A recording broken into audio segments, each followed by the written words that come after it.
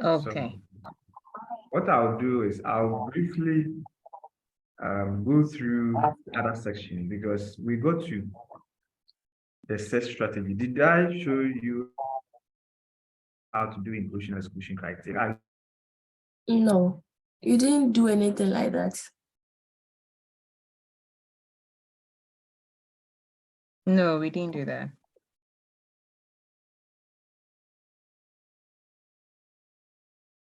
I think he's been kicked out, probably.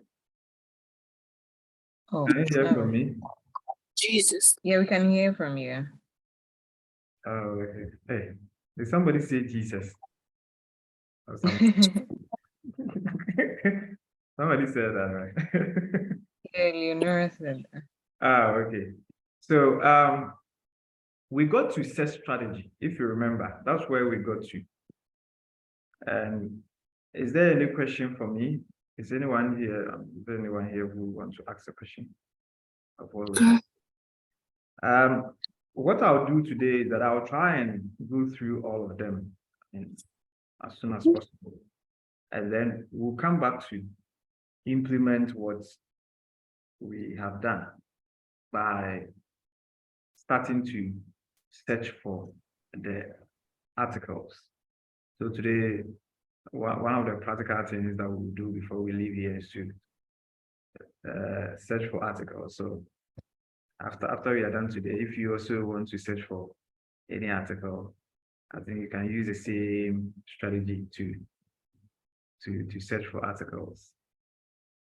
So that's what we'll do before we leave. But let me focus on the inclusion and exclusion criteria. So what is this inclusion and exclusion criteria? So one of the things that you have to do after you have developed your search strategy is to also come up with the kind of articles, the types, the forms of articles that you want to look at. You must have your something like, we use the word benchmark, your criteria as to the kind of articles that you want to review. It's not every article that you have to review. Okay, and I'll give you the reasons for that. So without wasting time, let me just go online. So this one, we have a lot of them online, so can search for some of them online. So you have to come up with your own set of inclusion and exclusion criteria. So you have to set them. And how do you set this? You can set your inclusion and exclusion criteria based on the academic field that you are. So those of us in engineering department, engineering field, we tend to look at certain topics. So when you do your search, and at the end of the day, you get, let's say, 2,000 articles, because when you search, a certain number of articles will come out based on your keyword. So you can decide, okay, based on the documents I have now, and based on my topic, I'm going to concentrate on, once again, I'll keep on using climate change because I want to use a climate change thing again. So if you do a search, one of you, your audio is on, please, can you put it off? It's echoing, good, thank you. So if you do a search and let's say climate change, and then you get a result, so you can decide to limit the search to the academic field that you are. Climate change is a general, broad, generic word that almost everyone is using now. Everywhere you go, it's being used by those in the medicine field, those in the social science, those in the business, those in, or like almost everyone is using climate change. So when you do your search, you can decide to limit the documents to documents which have been published on climate change, but they are related to only engineering failed. So you get it. So maybe out of the 2,000 documents that you get, when you limit the search to the engineering field, it will reduce to maybe 150, or to reduce to 300 or 500 or so. Okay. Then another thing that you can also do is you can also decide to limit the search based on the year. There's something that we call base year, and I want to give you this. It depends on you. You can decide to go by the base year approach. What is a base year? You can decide to set a base year that, okay, I want all my articles to be articles which have been published since 2010 or 2015 or 2021. And you set a base year. So the base year can be 2010, can be the year 2000, can be the year 2005. But one thing about setting up a base year is that it's likely when you put your article together and you send it to a peer review journal, the reviewers may attack your base year. And I have received a number of attacks from my previous articles I submitted to journal. The reviewers attacked me. Attack in a sense that it's like, you must be able to justify. I couldn't justify. I couldn't give a reason as to why I set a base here. Because here is a case where you are looking at, once again, climate change. I'm not used to climate change. You are saying climate change. Climate change is not, even though recently it has become a topical, hot, contested issue, the word climate change has been around for so many years. So if you are doing a research and you just set the base year to, let's say, 2015, you are saying that, okay, articles which were published or which have been published on climate change from the year 2015, anybody will question you, why are you limiting it to 2015? What's your reason? Because climate change is not a recent term. It didn't just come up. It has been around for so many years. People have done studies and they have mentioned or stated climate change for so many years. At least for the past 50 or 60 years, there are studies on climate change. So it's not a recent phenomenon. So why are you limiting it to 2015? And that is what I think I couldn't do. I mean, mostly I was not able to do it. So I used to receive attacks from the reviewers. They question why I limit, like for example, I used to do a lot of 1990 to 20, let's say 2018 or 2019 or 2020. Why? Because I was following a certain article. I used to follow the approach of my supervisor, Robert, and then also other people who have written papers. I used to follow the approach. So like when I read their methodology, and then I saw that they stated, oh, they limited the search from 1990 to 2000 and something. Then I said the same thing, but I didn't really know, or I didn't have a good reason to back what I stated. Okay, so if you are going to use a base year, you must have a very good justification as to why you think the base year is. For example, if I'm doing any research on sustainability now, and I set the base year from 2015, I can give a very good justification. Why? Because the UN Sustainable Development Goals, UNSDG, came into force from 2015. Okay, so with that, I have a very good justification.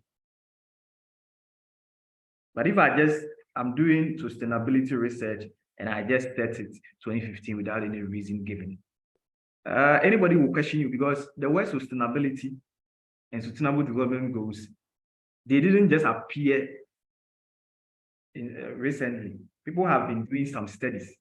If you look at this professor, Jeffrey Sachs. You know Jeffrey Sachs? Maybe some of you know him. Jeffrey Sachs is a well-known professor, economist here. This man, he has been doing a lot of research on sustainability. He has papers way back as 1995, the year 2000. Actually, he's one of the brains behind the UN Sustainable Development Goals. He is the one, like the consultants, the people that the UN consulted to come up with the UN SDGs. So Jeffrey Sachs has been doing research for so many years, and he has papers on sustainability for years. So if you are doing research and you just say, okay, I'm going to focus from 2015 to this thing, anybody who has an idea, anybody who has in-depth knowledge, anybody who has done a lot of research in this area will attack you and question you. Unless you give a very good reason. And the reason could be that, okay, you are doing this because, so personally, I mean, in a nutshell, not to bother you too much, I don't really like the base year idea. But rather, there's another approach. There's another way. Another way is to leave it unlimited when it comes to the year. Unlimited. Unlimited means it can be any year.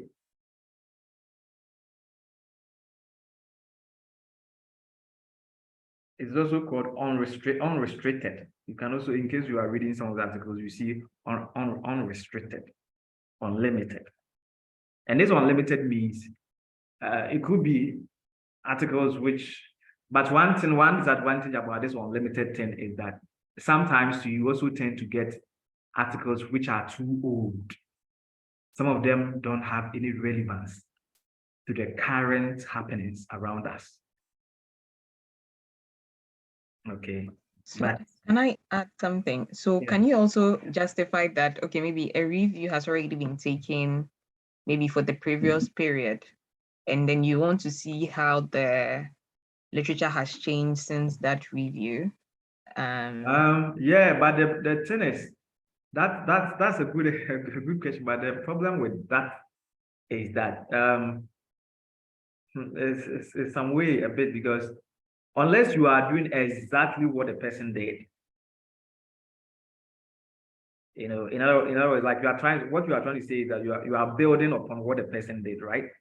Like somebody did something. Let's say the person published the paper in the year 2012, and we are in 2023, and you want to find out from the 2012 that the person published the paper, the number of papers or what you think has happened after that year. Is that not the case? Yes. So, or maybe people can fall back on the other guy's study in case they need something from so and so. That's I think it also depends on the review, right? The review they're doing. Yes. One challenge with that is that I think the person who published that paper can do that. You get my point? Yeah, that person can build upon it. That's why if you look at books, we have editions.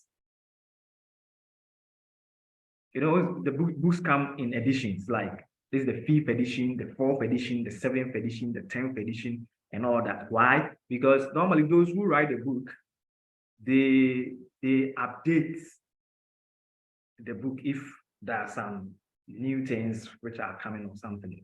And I think you know this, yeah. So if it is the same person or the same authors, it's acceptable. But if you are outsider, if you are an outsider, you were not part of the team that wrote that paper, it will be some way. The only thing that you can do is, unless there is, normally you can do that. To me, you can do that. That's my advice. That's my advice. I may be wrong, but you can only do that if the thing has become something like a policy. Okay, maybe after people did some research on COVID-19 and they implemented about the COVID-19 vaccines, and they implemented it and all that. And let's assume we are in the year 2032. Okay, we are in the year 2032. So you want to find out, since they implemented this COVID vaccine thing, you want to know what has happened to people since then. Yes, that is acceptable. You get my point. Yeah, but if it is somebody's research that they did a review that you who was not part of the I mean the authorship, you want to do something similar, it's going to be some way a bit. Yeah, that's what I know. Yeah. And that is okay. It's okay. It's okay. Okay, good. So the year I will encourage you to go for everyone here to go for the unlimited, unless the study is in such a way that it is a well-known research topic which people have done over and over again, and you still want to undertake a systematic review on it. For that, if the topic has been around for so many years, it's likely that a number of studies on that.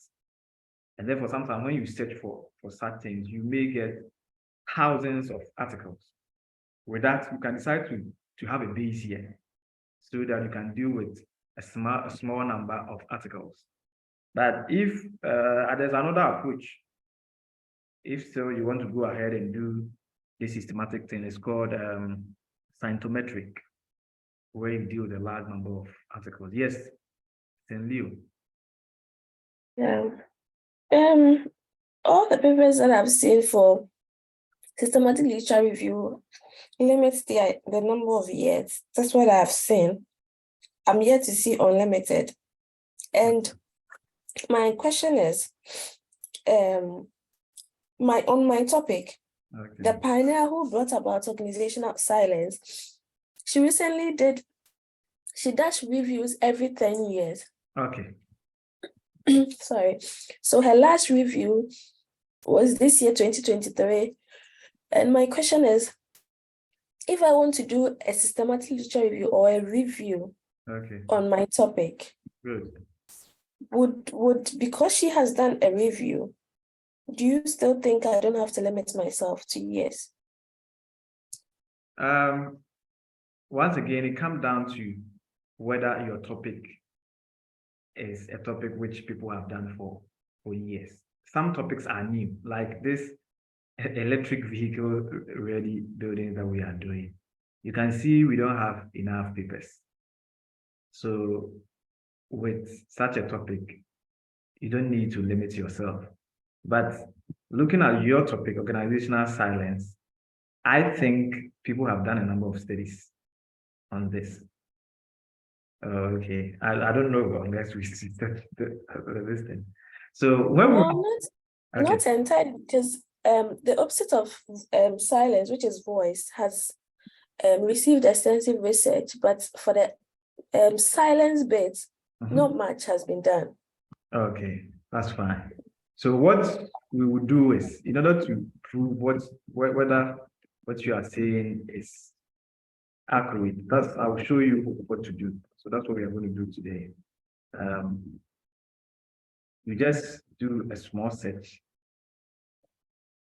Okay, and I'm seeing 1,130 articles.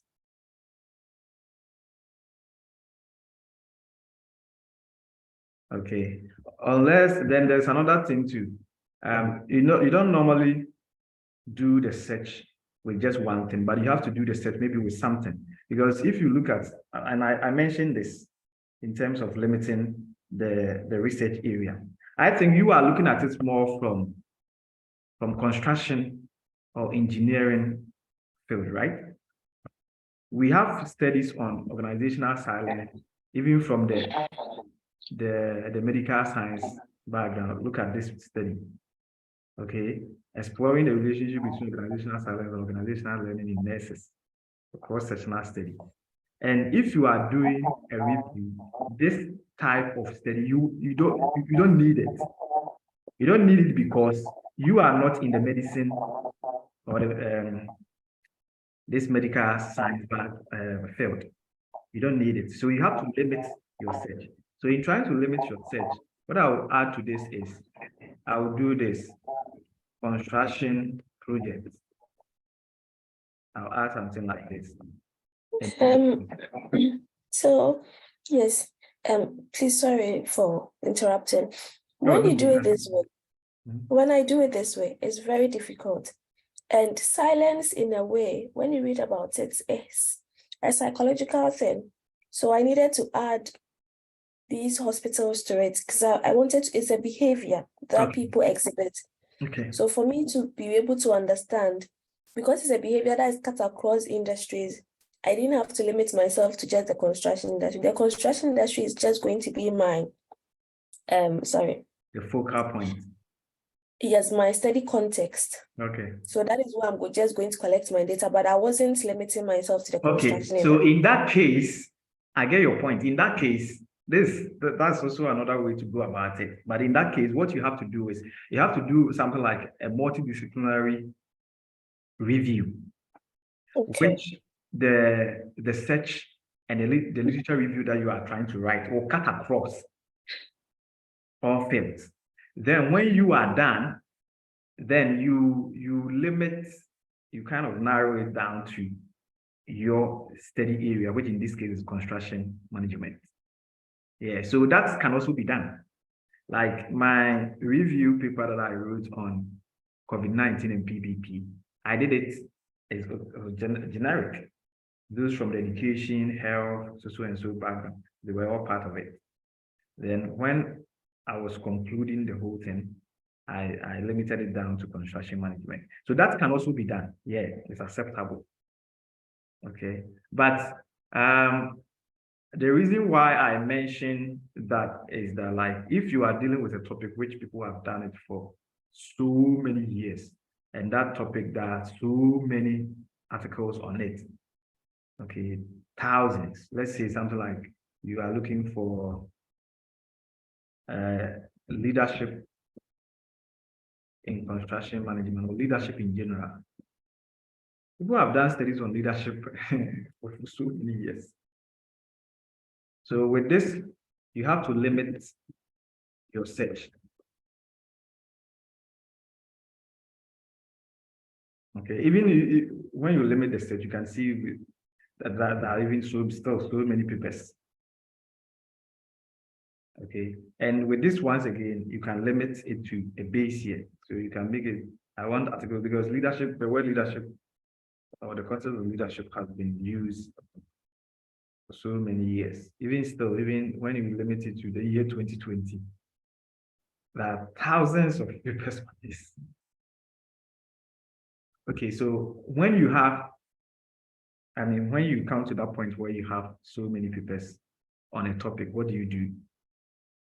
In that case, I'll recommend what we call scientometric review, which is another form of systematic review, but you use more of a software so that you can analyze a large data set. Yeah, you have a question? I think you've limited yourself to 2,000. If you look at yours. Yeah, I just did that. Yeah, I did that. I made a base here 2020. But I'm saying that even when I do that, I'm still seeing so many articles or documents coming out.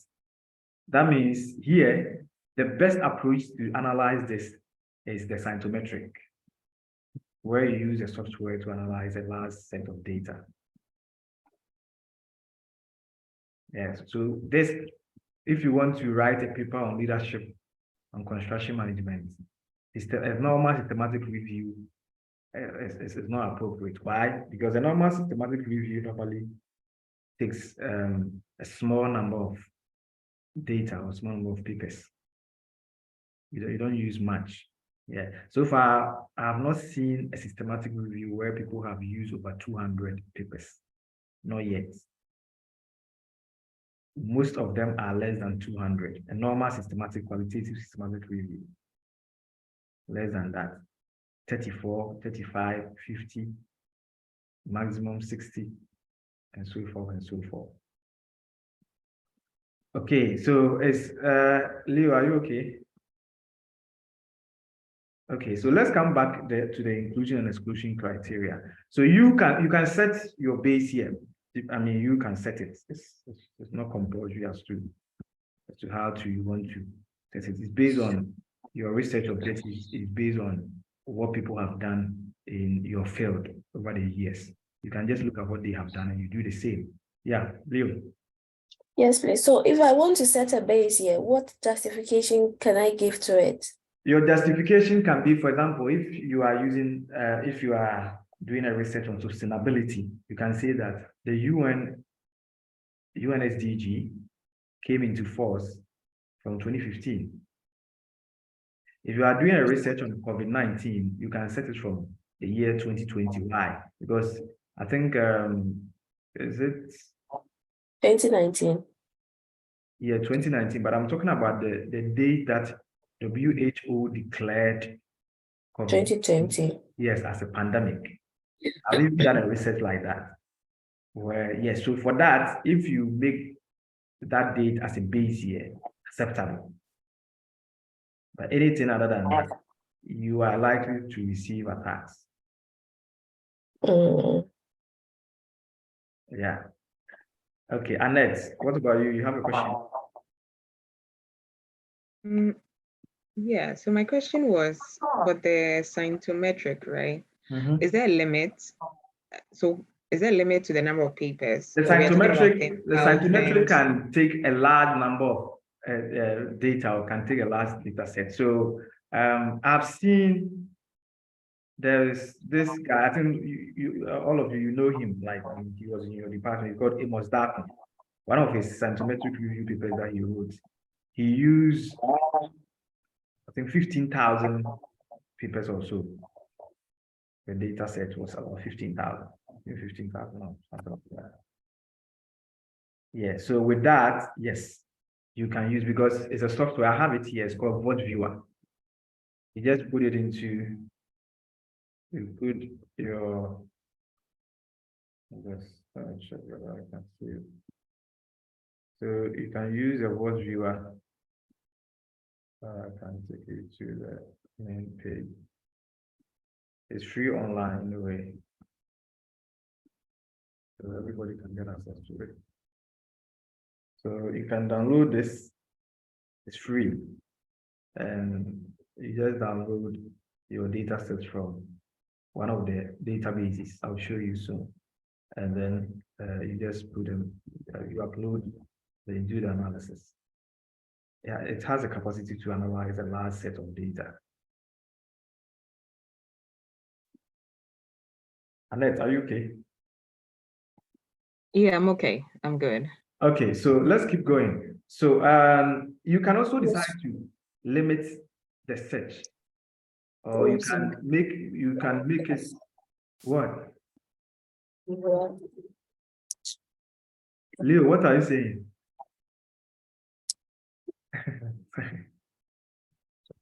Yeah, so you can decide to put in your inclusion and exclusion criteria the publication type.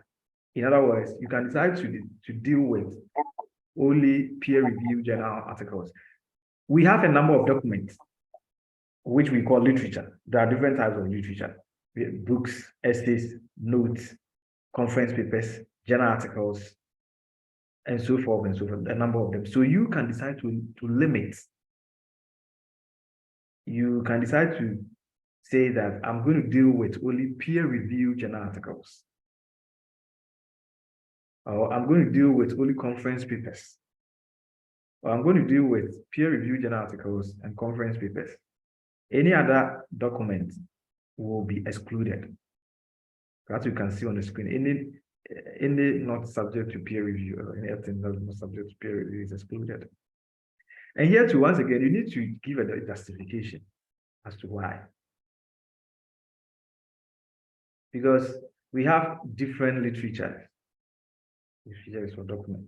So why are you not using all the literature to write your review? You are saying you are doing a literature reviews. Why are you not using all literature to undertake your study, but you are including some and excluding some? So you need to give a strong justification as to why you are doing that. Then you can also look at it from the point of the study type. A study type here has to do with more of what we call the study design. So we have case studies, cohort studies, cross-sectional studies, quantitative studies, qualitative studies, mixed method studies. I think your screen is not showing. It's just showing Oh, inclusion. sorry. Can you see? What is showing is your Google search. Yeah, that's what I'm showing to you. Okay. Yeah, so you can also decide to look at it from the study type. And the study type, this study is purely from the medical science background, because I'm doing a similar study like that.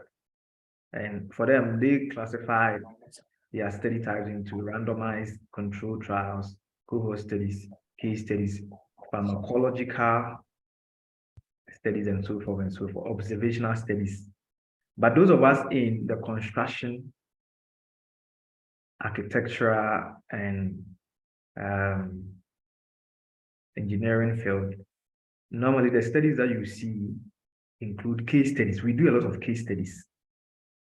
It's one. We do a lot of qualitative studies. The qualitative studies in this context, I mean, where we use interviews and focus group discussions and so forth and so forth, expert opinions. And then we also do a lot of quantitative studies, those of us in engineering field. Then we love to do what we call mixed studies, where we combine different study types together. Okay, so you can decide that I want to look at articles that use, let's say, qualitative studies. Any other thing which is not a qualitative study will be excluded. So as you can see from the screen, some of the things that are excluded include single case report, narrative review, systematic reviews, expert opinion piece, economic analysis. So they excluded them. Any study, anything which is related to that will be excluded. And when it comes to population, we don't do it in the engineering field, but those in the medical field is important to them, because these people, they are dealing with human beings. I'm talking about those in the medical science field. So you can decide to say that, just an example, your study should focus on only adults. And if they are children, they should be children between the ages of 2 to 18. And then children less than 2 years can also be looked at. In other words, the study is focusing on human beings. Any other thing which is not, any study which is not related to human beings, any study which is related to animals, because those in the medical science, they use animals to do some of these trials, laboratory works, and all that. They use that thing a lot. So any study which included animals is excluded. But you may also see another study where the person will say, I'm looking at only adults. Children are excluded. So once again, you have the power, you have the right, you have the authority to set up your own inclusion and exclusion criteria. Okay, nobody will set it, but it must be reasonable. The thing is, must be reasonable in the sense that at least it must follow some studies that people have done in your area, or if it's a similar study. So like what Leonora said, sorry. Just somebody has done a review on organizational silence. So you can look at the person's methodology, look at how the person did the review, and then you can pick some things from there. But personally, I don't really like exactly what somebody has done in my field. I normally like to go my own way and go and look at things from other places to come and use it for my work. By doing that, it makes my work a little bit different from what people have done. I don't like following exactly what people have done in my field. Yeah, but sometimes you have no choice. You have to follow what they have done. Okay, so I think the inclusion and exclusion criteria, everybody is fine with how to go about that. Any question? Any question on that? Annette, do you have a question? No, I don't. Okay. Even when it comes to even language, you can also set inclusion and exclusion criteria. So you can decide to say that I'm going to focus on studies that were written in English. Any study which very soon when we start doing the study, you see that some of the document that will come out, they are in other languages. They are in Chinese, they are in German, they are in Malays, they are in French, they are in Spanish, they are in Russian. Yeah. So you have to set it's part of your inclusion, you have to set it. Because if you don't set it, anybody who is going to review your work, any reviewer will attack you that you have intentionally decided to leave some documents out. Excuse my language, they will say you are a bad person. That kind of, you are trying to be smart. No, but once you set your inclusion and your inclusion criteria, it will save you from so many things. It's just like life. You have your boundaries. Okay, so there are certain things you have set some boundaries for yourself. There are certain things that you do, there are certain things that you don't do. Even when it comes to even the way we talk to people, I mean, we have some people that we talk to, there are people that we don't talk to, kind of. So that's it. You need to set your inclusion and exclusion criteria, very important. Yeah. Question?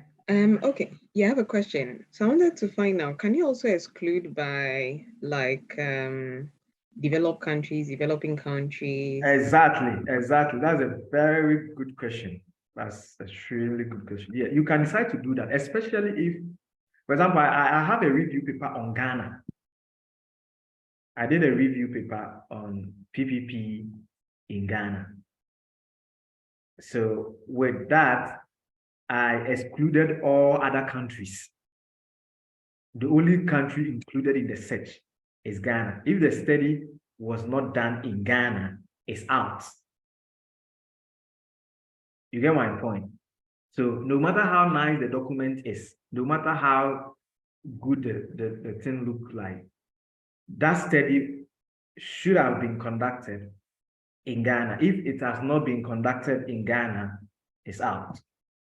So the same thing applies to the country. So you can start to undertake a study on Africa. Like currently, I'm doing a research for one professor, one woman, a professor in my school, and she's looking at a study on sub-Saharan Africa. Even Africa, we have divisions in Africa, or we have a division in Africa. We have Africa in general, and we have sub-Saharan Africa. Even there are studies on West Africa, and there are studies on East Africa. There are studies on South Africa, and there are studies on North Africa. Okay, there are studies on English-speaking African countries. There are studies on French-speaking African countries. There are studies on, do you have German? No, this country, Portuguese. How many of you know that Cape Verde, is it Cape Verde? I think Cape Verde, yeah. Cape Verde and Angola, they speak Portuguese. Do you know? Hello? I'm here. Yeah. They speak Portuguese. So you can decide to study to undertake a study on that. You can also decide to take a study on developing countries. So when you are doing that, your search and also your inclusion and exclusion criteria must capture that thing. I mean, that thing that you want to do. Because if you want to undertake a review on developing countries, you can't include developed countries. It's not acceptable. There are studies on what a country that we call OECD countries. I guess you have heard OECD countries. And then there are studies on only the G8, G7, currently it's G7, and so forth and so forth. So your inclusion and exclusion criteria can be like that. So please, you need to, it's so important. Before you even do the set that we are going to do today, these things, you have to set them from the word go. Very important. Other than that, you spend too much time wasting your time on so many documents, which you may not use them at the end of the day. You'll be wasting your time. So you have to set your inclusion and exclusion criteria from the beginning, from the scratch. Okay, please, are we all okay? Can I move on? Is everybody okay? Yes, please. Okay. Yes. So now we are done with it. Practice will make it perfect. So Yeah, yes. So we are going to do that. The next step is to extract the data extraction. So how do you extract the data?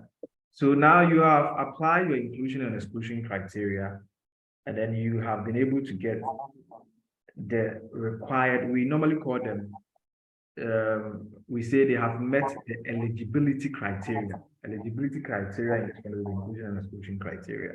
In other words, I mean, they have met your requirements. So now let's assume you have done that. You have about 25 articles. These are the articles that you reliably, you know that they are the best articles that you can use for your study. Okay, so two things that you can do. One of them is that you can go straight and start extracting the data, or you can do what we call quality and risk of bias assessment, which I mentioned that many of us don't do it in our field. Okay, so I'm going to show you one example of that. I have a similar study I'm doing for someone, and I have a document like that I've put together. Okay.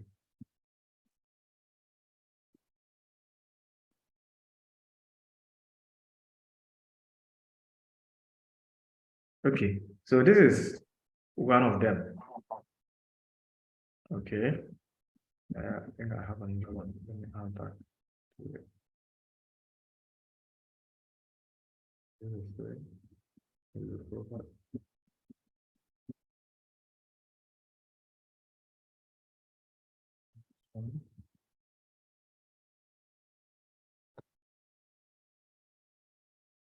Okay, good. So this is what I'm talking about. So these studies are cross-sectional studies. And you want to test whether they are good studies which must be included in your analysis. So we have a criteria to do that, but it depends on the study that you are looking at. So there are tools. This is a little bit new to you because most of the studies that you are going to read, systematic review, especially in our field, you won't see this there because most people don't do it. We call it risk assessment. can we use my topic for this work, at least since I am the one studying?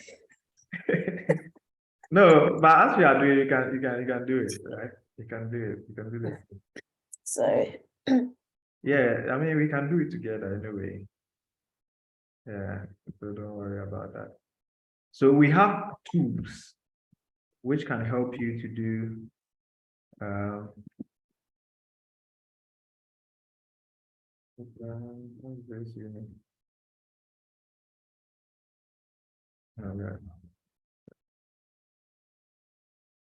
Out of Australia. I just want to pick one I recently used. Yeah.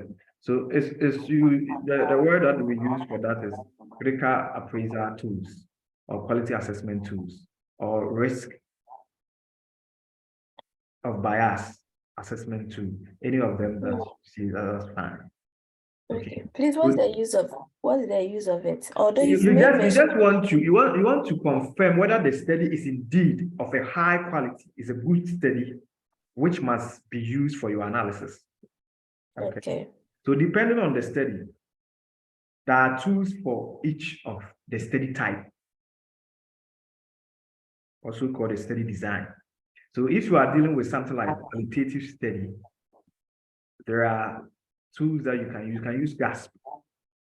These things, I'm sorry, they are new. Okay, because I know a lot of people don't. I mean, it's not even, you can't find them in our field. Most people don't use this, but it has a way of making sure that once you are done with your review, people will not question the data that you use because you have tested it. It has gone through some kind of fire, has been tested, and it has been approved that indeed the data was good and the data that I used was good. Okay, so for qualitative studies, for example, you can use this tool. It's called GASP. GASP is Critical Appraisal Skills Program. So there's a checklist, and all these things are checklists. Okay, so I'm going to show you one. So if the study is a randomized control, it is more like medicine. I don't want that. Let's assume you have a paper. So when you were extracting the data, or when you were selecting the papers, one of the papers that you selected is already a review paper. Like your area, you said somebody has written a review paper on that. So if you want to test whether that paper is good, you ask yourself some questions based on this criteria. So which paper? Is it the person's paper or the my person's paper? paper, yes, the person's paper. So these are Okay. some of the questions that you have to ask. Are the results of the review valid? So like you ask yourself, look, going through the paper, you have read that paper. Do you think that person's paper was valid? So here we score them. And it's always good you do this scoring with the other person that you are working with, but you can also do it yourself. You don't need another person to look at it. You can do it yourself. But this one will be biased. It will be biased. Because, for instance, that woman's paper, because she's a pioneer of organizational silence, I have this stereotype mindset that she's good. So I'm always citing her and I'm always using her. Right now, my research questions are even based on some of her gaps that she identified. Yeah, I agree with you. So that's one of the disadvantages of using this. And it's one of the reasons why sometimes people don't use it. But one good thing about this is that it has also a way of also helping you to know right from the onset whether a paper that you have selected is good or not. Because by answering these questions, you get to know, okay, okay, this paper didn't capture this paper didn't capture that, this paper didn't capture this, therefore I have to take it out.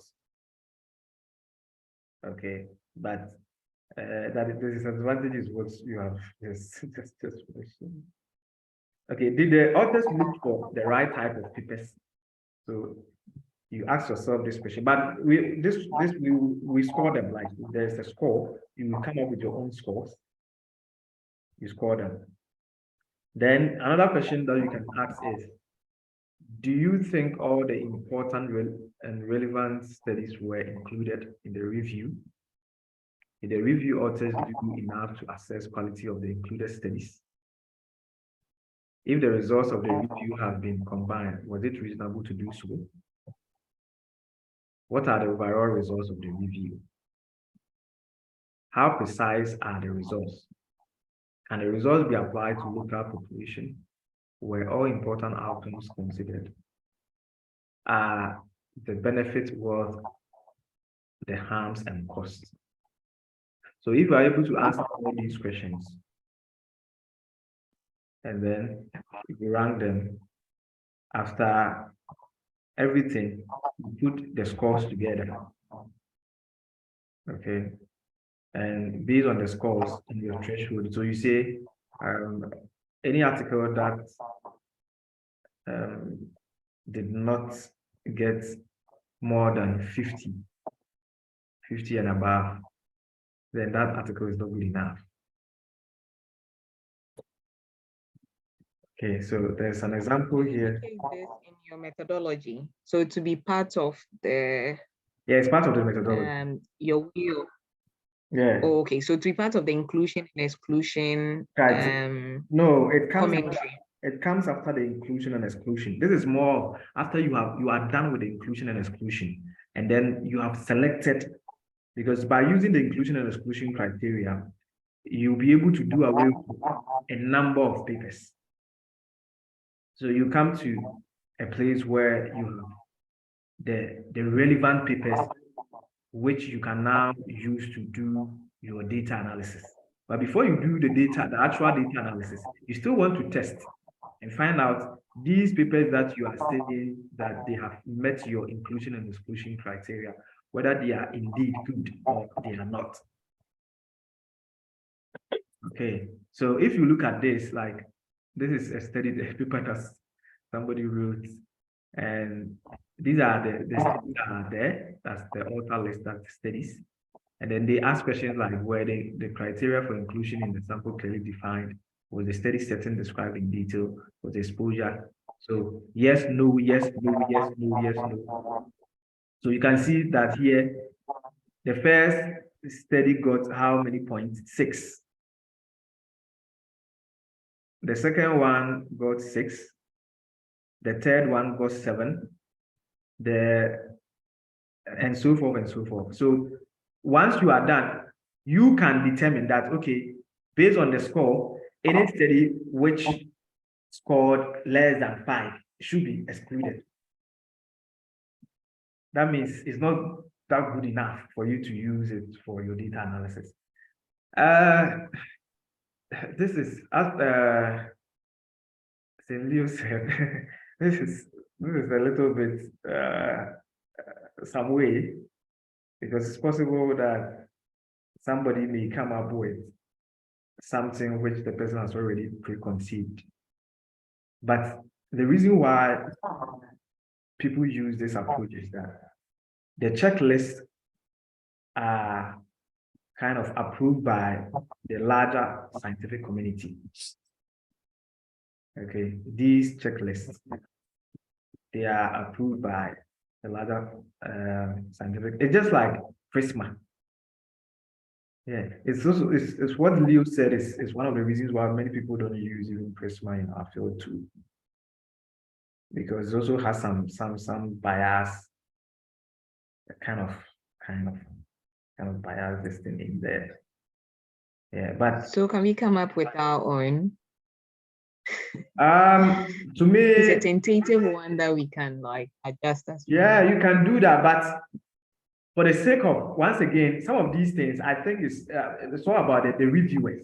If it were to left to us alone, we can do whatever we like. But you know, you are writing some of these papers, and somebody is going to review it. And these people, they are going to review your paper based on what people have already done. That's the challenge.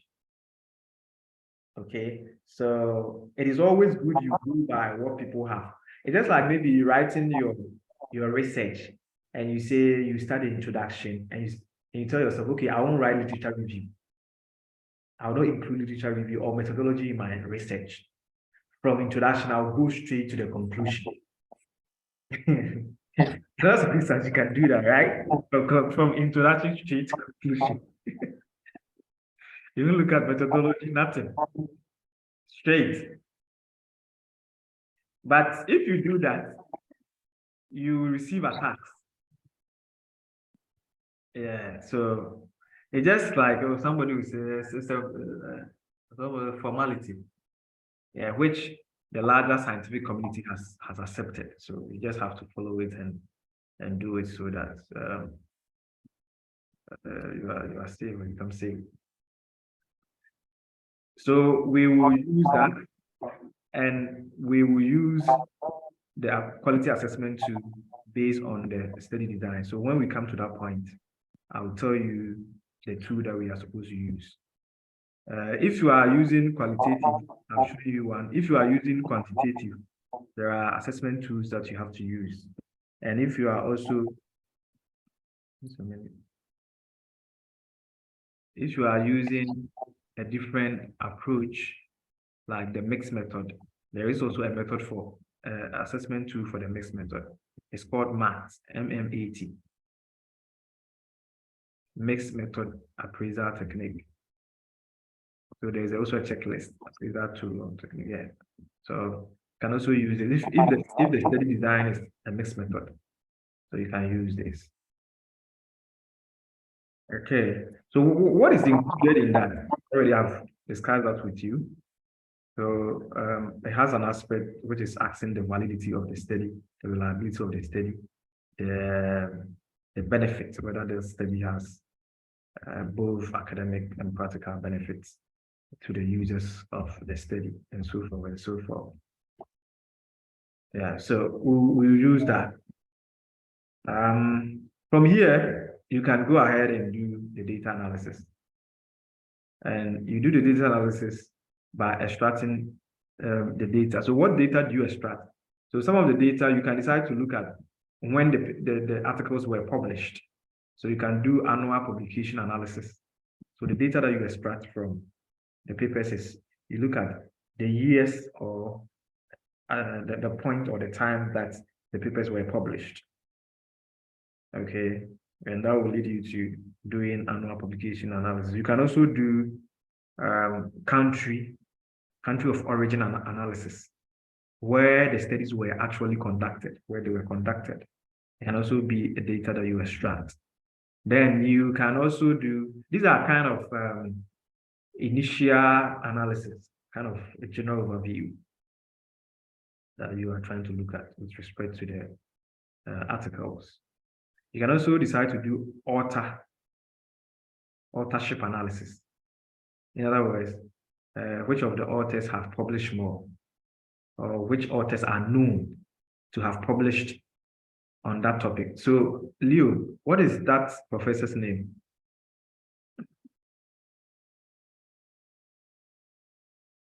Professor for the one who Published wrote about yeah, so the organizational, yeah, that time, yeah. What's the person's name? Morrison, Elizabeth Morrison. Elizabeth Morrison. It's possible that when you are doing authorship analysis, her name will come up a lot. Absolutely. Yeah. She and Milliken. And then there's one person called Bantu. Yeah. Okay. So yeah, so that you can do that kind of analysis. And then you can also decide to do the area that they focus on, you know, with the scope. Okay. Or in a larger extent, you say the projects that they focus on. Was it on construction projects or what? There must be something to show. You can do that kind of analysis, and so forth and so forth. Then now you come to the main thing. Now, so this is just initial analysis that you do, but the main thing is your research objective. Once again, you go back to the research objective and look at what you set for yourself. What specifically do you want to know? If, for example, you want to know the types of organizational culture, okay, you want to know the types of organizational culture, you have to go back into the articles and then read and pick the types of organizational culture from the articles. And this is where the coding, so first we extract the phrases, the keywords, the statements, the words, you extract all of them, you code them, and then from coding, you do what? You turn them into teams, right? Yeah. And then from the teams, you do the analysis. Good. No, from extract, you don't code there, you do something before you start coding. What do you do? I think data cleansing or something of that sort. Yeah, data cleansing is more of like you just check whether, yeah, I get what you're saying, like whether the data is good enough for you to use it to continue your analysis, right? So you try to look at it, and those that you think they are not necessary, you take them out. Yeah, it's kind of, yeah. Yeah, so you do the analysis, and by doing the analysis, the teams, or it could come in the form of teams, or it can come in any form. It depends on how you want to put them. They have to address your research objective, the main research objective. Once you are done, that's it. Yeah. Then whilst reading the articles, it's possible you may identify important gaps, important issues, which you think future studies must look at. So getting to the end of your review article, you must give us the gaps, relevant gaps, and also suggest ways that future studies can address the gaps that you have identified. Yeah, so we'll look at all that in our analysis. Okay, so let's go straight to the point. So that's all for the work. Then the actual writing will come in. Two things. You can decide to start writing your article while you are doing all this. You don't have to wait to go through all these steps before you start doing the actual write-up. So normally when I'm writing a review article, what I do is the first thing I write is the methodology. Not only review article, but any article I'm writing, all the articles I've written and submitted, which are under review. The first part I write is always methodology. That's me. I know others will start from the introduction, but I start from methodology. I write my methodology. From methodology, I do analysis. I finish the analysis before I even come back and come and do the literature review and then the introduction. And finally, the conclusion. The reason being that your methodology and your analysis have impact on your introduction. You know, remember those days when we were back in Ghana, you write an introduction, you go and give it to a supervisor, and then the supervisor will tell you it's not good enough. Then you'll be going round. You revise, you send it to him, he will tell you it's not good enough. You do the literature review, you send it to him, the person will say it's not good enough. Then you come back.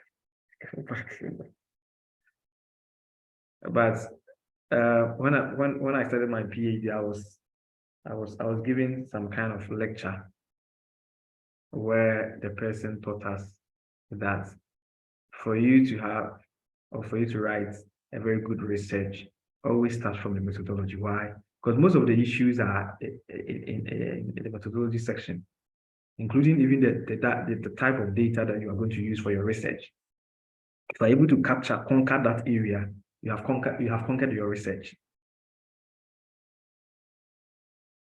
Yeah. I think you're right, because I think sometimes when we want to do research, right, we conceive the idea. It can become very abstract, not and how it relates practically to Exactly. what's going can be far apart. So when you tackle the methodology, it helps you to come down to, okay, how does this thing really happen in the real world? Exactly. And who would I be looking at, and what exactly would even the kind of answer, what kind of answers would I be getting? Should I ask the question in a different way? Yeah, I agree with you 100% because not to say this thing, but like, I mean, we all were in Ghana kind of, and I'm not saying the way we were taught how to go about research is bad or something. That's not what I'm saying. But I quite remember when I was doing my master's, I really struggled. The reason being that I can't remember, I wrote almost about 5 or 6 introduction, like introduction chapter 1. And the literature review. Anytime I send it to my supervisor, I will reject it. It got to a point we have to even change my topic and all that. And it really, really wasted my time, kind of, to put it that way, it wasted my time. But when I came here and I was taught how to do this research by starting from the methodology section, I conquered my methodology. And once I conquered my methodology and I used them to write review articles, okay, the rest became so easy for me. Introduction and all that. Yeah. So I think that Yeah, I understand. People approach research from the introduction. I'm not saying this is bad or something, but I think it's always good to start from the methodology. Then also from the methodology, I will also encourage literature review. These two things, especially at the initial stages of all my PhD students, I'm going to, all my students, not only PhD, all my students I'm going to supervise. When I start getting this kind of formal supervision job, what I will do is that I will always make sure they start from the literature review and the methodology section. That's the first thing I'll ask you to bring it to me. Yeah, and then later on, I'll ask you to bring the other sections. Yeah, well, it's a matter of style. And let's also start from somewhere and the whole way. Yeah, but from what I have seen, from what I've written, and the papers I have, and also my experience from being a reviewer of many journals, I think that it's always good to start from these two sections, methodology and then the literature review. And the two of them, I mean, the two of them, they go together kind of. Once you understand the existing literature, and then you come up with the method, the approach, first the approach, which is part of the methodology, and then you conduct a very good literature review, you'll be able to know what to do next. Introduction will not be something that you'll be struggling with. The same thing applies to the data analysis and all that. Yeah. Okay. Once again, it's a matter of style. So don't feel bad that maybe your style is different, but I think we need to look at it again as to how we go about it, because especially if you want to publish papers, if you want to be a publisher of journal articles, your methodology must be very sound. Your literature review must be very sound. These two sections, because these two sections have impact on all the other sessions. Yeah. So, yeah, anyway, let's keep going. So we are done with this. Now let's do, so I've taken you through all that. Now let's apply it. We are going to do application. So the first thing to do is we need to look for the keywords. So the keywords, so now let's apply. We are dealing with electric vehicles. Leo, are you here? Hello? I'm here, I'm listening to you. You Okay. said now applying electric vehicles. Yeah, so at this point, you can also do this alongside what what you are doing, like your topic. So you can also start putting the words together. So with respect to the main set terms or the concepts, there are two concepts in this topic: electric vehicles and buildings. These are the two main concepts, right? So let me put it well. Let me make something like a table. So here too, it depends on how you want to frame it. There's no one style as to how to go about this, but I want to put it in the form of a table. So the one of the concept is electric vehicles, and the second one is buildings.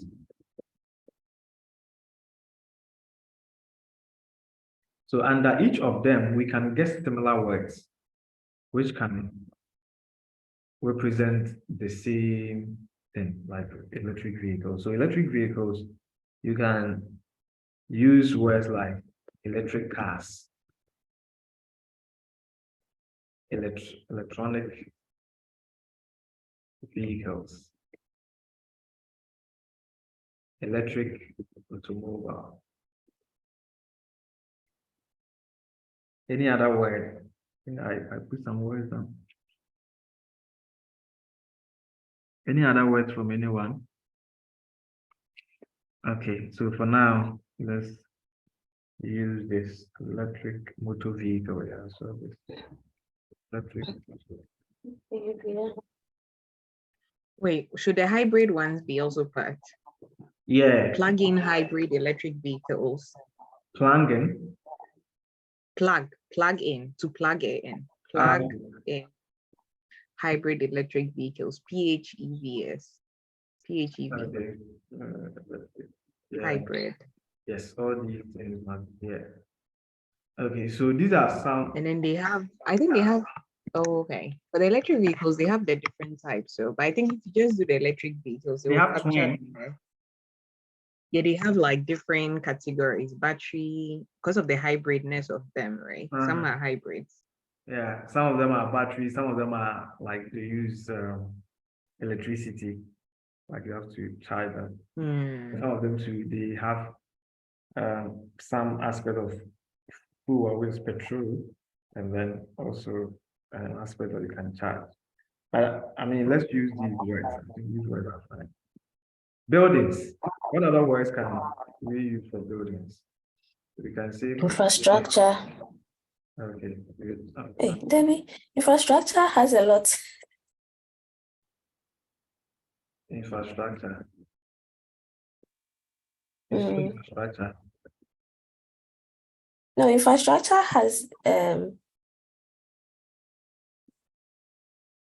Word. infrastructure has to do with a lot. Yeah, so I Anyway, will use infrastructure. yeah. Construction project. Yeah, so at least these words can stand in for buildings. So now we have the set terms. Now we have to go straight and go and key these words into what we call academic database. So where do we key this?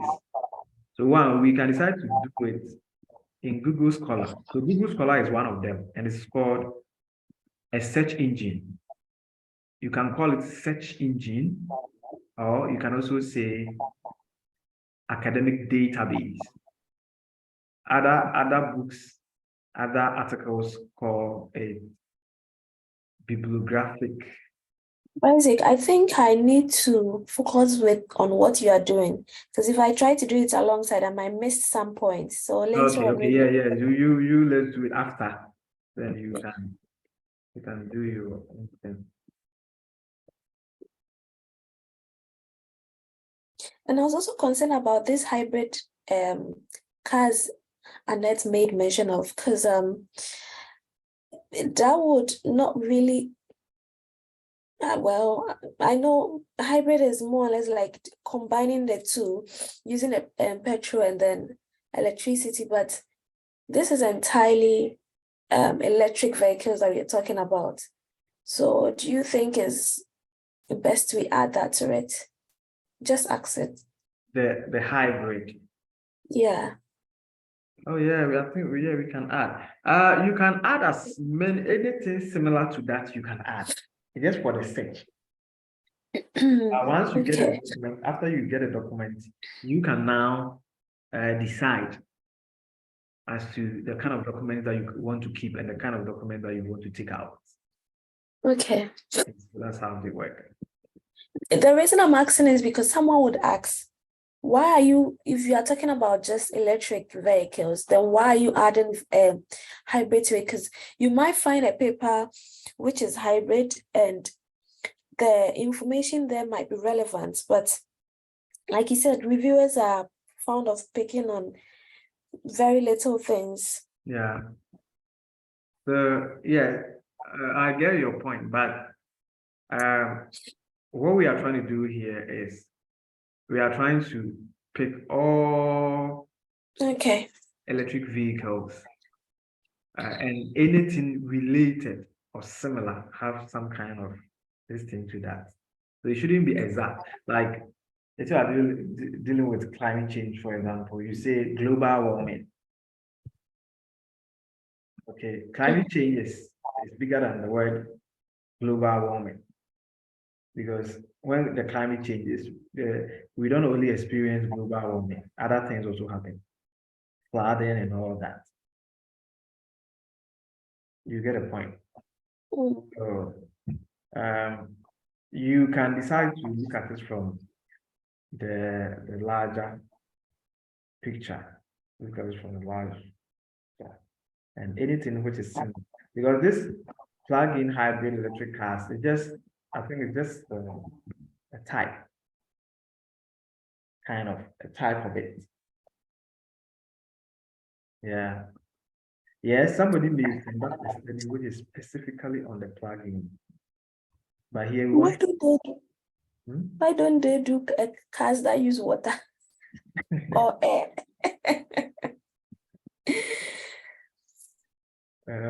I hear you. They'll do it there for you. Okay, so when we put in this is the articles that we are getting.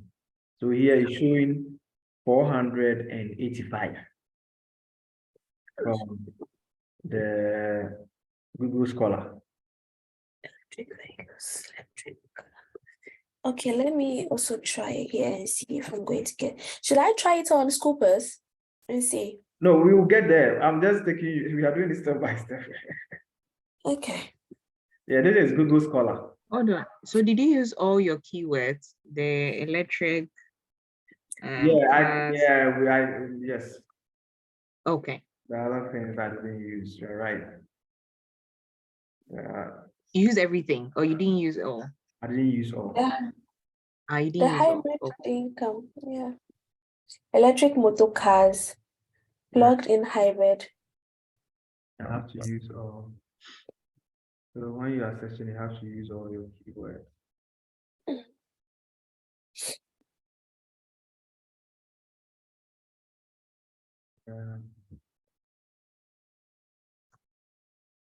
Okay, so now let me search.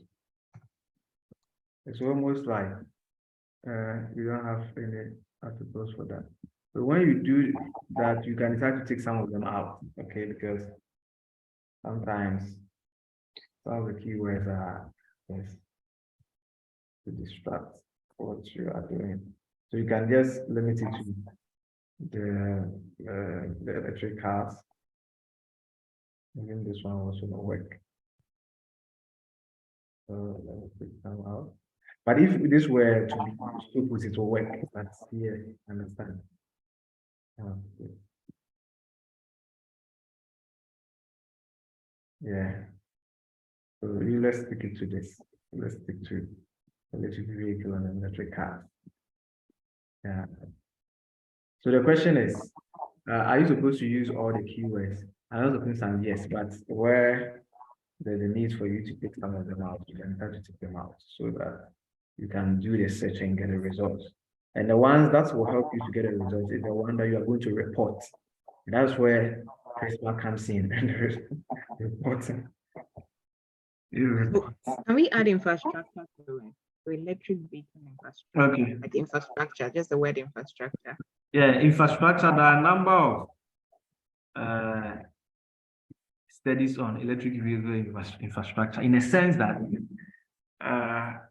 when we mention the infrastructure, it's not only building. Okay, but we can also add, yes, it's also good because infrastructure in one way or the other. We will also sometimes see them in a larger context to include buildings, roads, and all that. So yes, can also be included. That's also good.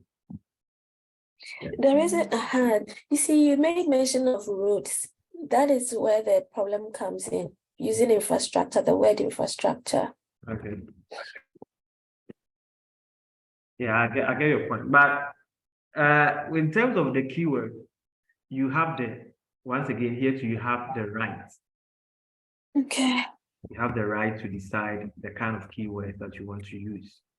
Just that, make sure they are reasonable. Okay. Now we have used them, we have 480 something. Should we have a base here? What do you think? So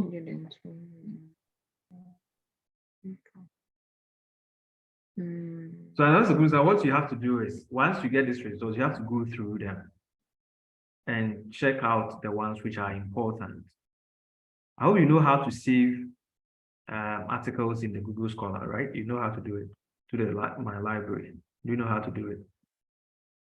Okay, this is how you have to do it. You click on save. Where? You click on save.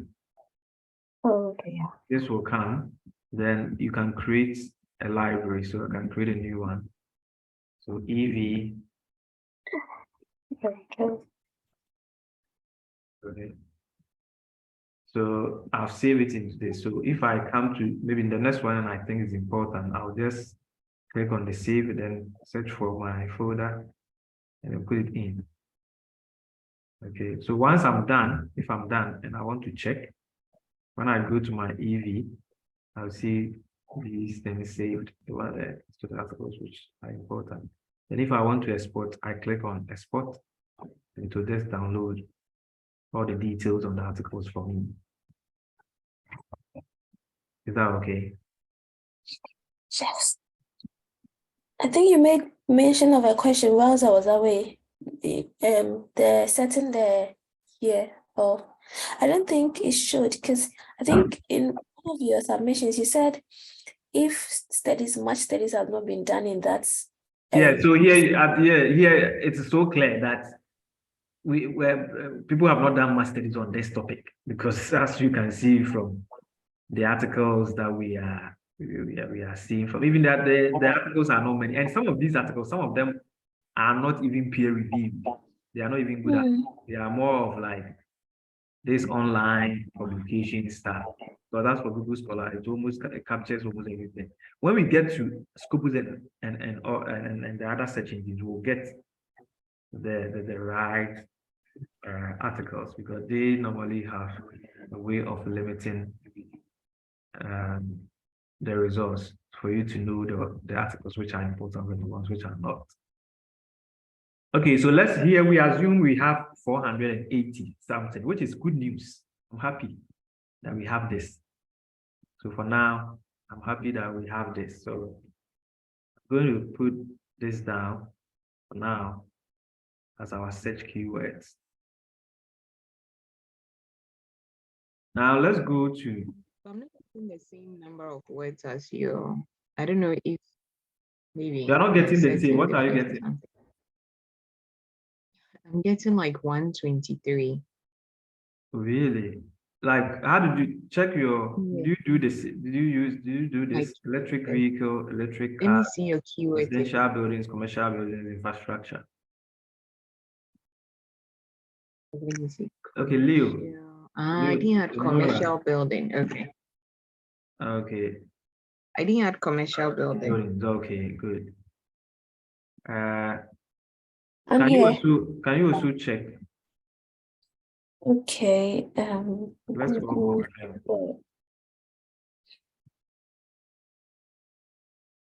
Please, can you give me the search engines? That's keyword, sorry. Yeah, I'm putting it in your. WhatsApp. Okay. No, I'm putting it in the chat box. Can you have access? Chat box. Chat box. Chat. Okay. It has reduced to 34. That's reduced to 34. Yes, why is it reducing?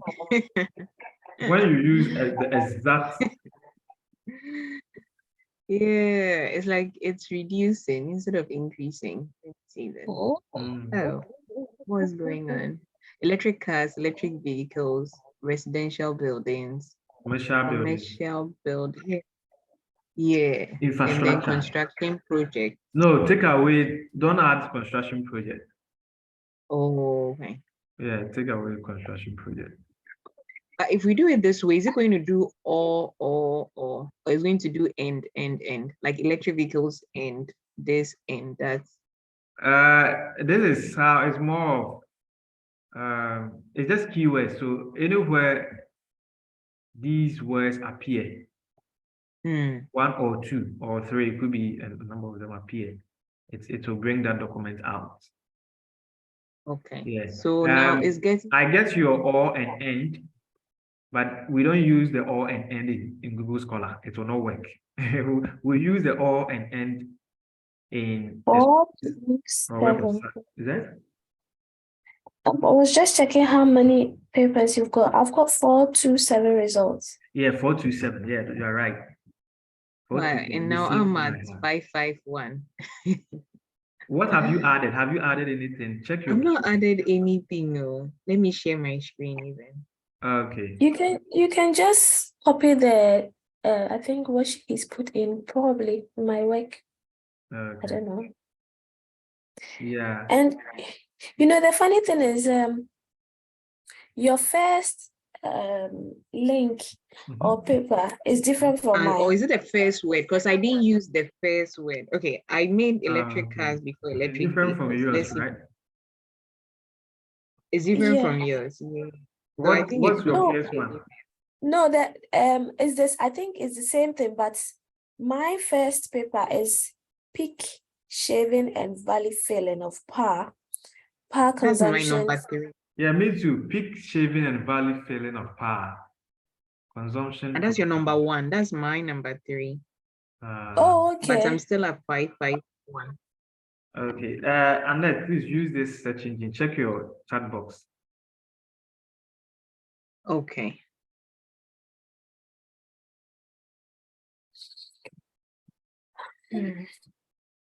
So we are doing this together, please.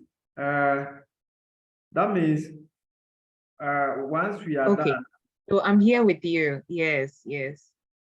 once we are done today, we will start doing the write-up. It's good we start writing. I prefer we start writing because I don't want us to, now that you understand how to go about it. So this is for Google Wait, Scholar. I have a question. Okay. So I think I know where the problem is, right? So you did vehicle, and then I added S to it, vehicles. So then that gave me the extra papers. It doesn't matter. The best thing is, another circumstance, when you do the search, let me add this. You can bring the electric vehicles. Let me show you this. Like, I think when I also do it the same way, I may get what you got. And then even you see that's even increased. 3 To what 551. I just decreased. Yeah, and then also you can also decide to do it electric with asterisk vehicle. That is likely also to. Oh, sorry. Anyway, please let's take the one that we started with. I know why. I know where the problem is. Okay. Yeah. So that's some funny results, and we'll be going about it up and down forever. It's kind of sometimes funny. Kind of. But when you try all these things, the one that will give you the maximum one, you take them, because once you have a lot of articles, you may be able to go through, and then when you apply the inclusion and exclusion criteria, you take a lot of them out, and then you keep the ones which you can use for your analysis. Okay, so this is one of the search engines. So Google Scholar is one of them. Okay. Yeah. So you can also use what we call Scopus. Scopus is popular. Okay, Scopus is very popular, extremely popular. So let's use Scopus. I don't know whether, Annette, you have access to it, but I do. I do have access to Scopus through my uni. So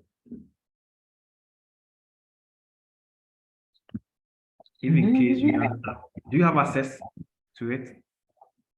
No, I don't. Leo? I don't have it. I would when I go to my library. I do. Annette, do you have access? Scopus? No, I don't. Okay, yeah, because Scopus and Web of Science and the rest clarivate these websites and all that. Normally, you have to subscribe, and it's kind of the institutionalized subscription. Should I So put the if we same just use thing there? Google Scholar, it would be a problem. Yeah, the right? same, but And you- something little will change from here. Okay, so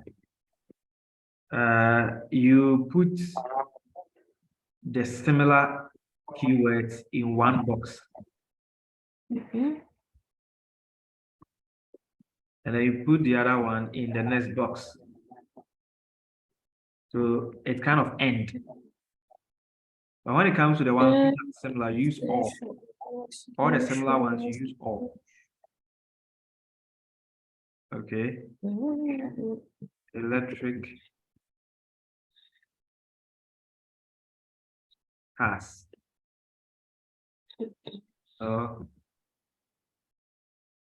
Electric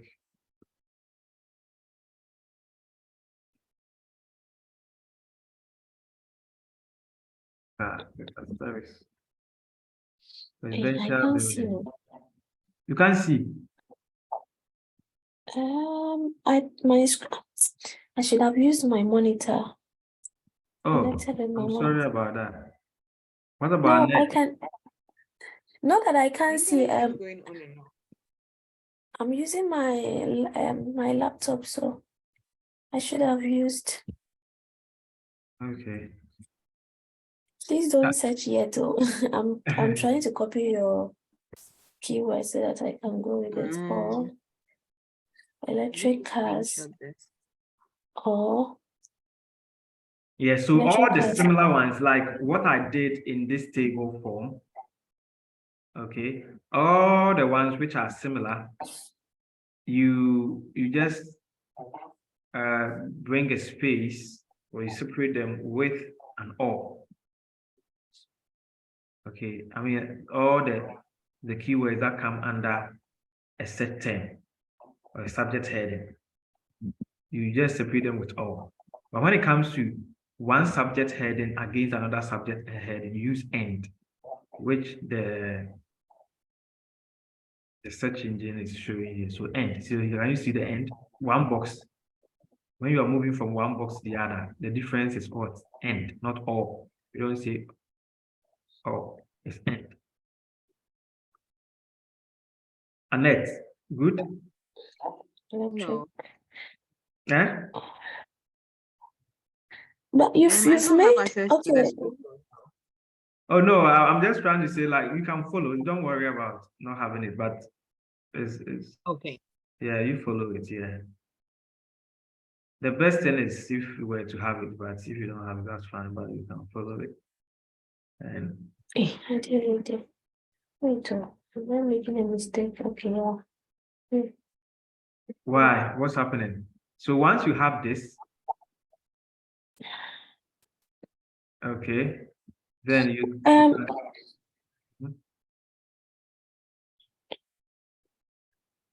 Okay. All buildings or building. Okay. building with asterisk. Building, okay. Or you can even just say build with asterisk, because the reason why we bring the asterisk is that any word which is related to building, which could be building, built, builded, we have a word called builded or something, it will bring all those words out. Oh, build. Okay, build. Build. Okay. Can we search now? Please, I'm coming. Build. Sorry, I just want to cross check and see if I've done the right thing with building or commercial building first.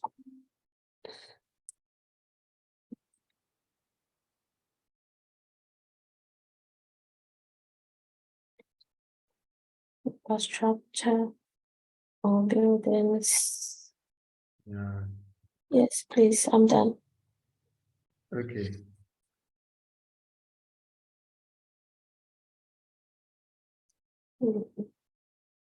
Okay, so hey, yeah.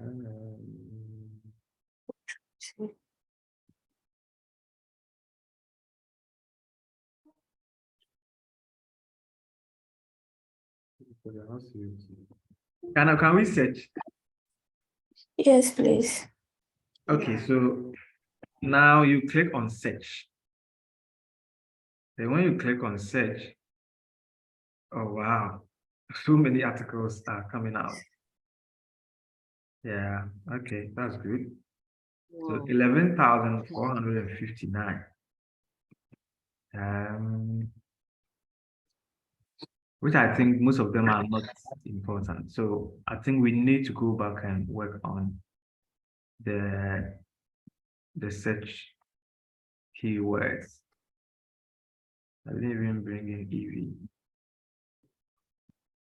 EV cars. So we need to go back and work on the search keyword because that, especially with the word infrastructure, people have done some studies on electric vehicles and infrastructure. So I want to take it out because infrastructure is too broad. Let me limit it to this. Take infrastructure out and do the search again. And let's see. Okay. And it has come down to 4,639. This is also too broad. First, yeah, 4,639, yeah. You got the same thing? Yes. This is also so too broad. A comprehensive statement model. Okay, yeah. Okay. Let's see. We can now set it. I see there are a number of studies on it based on this search. So now let me apply something and see. I'm thinking of these commercial buildings and Residential building.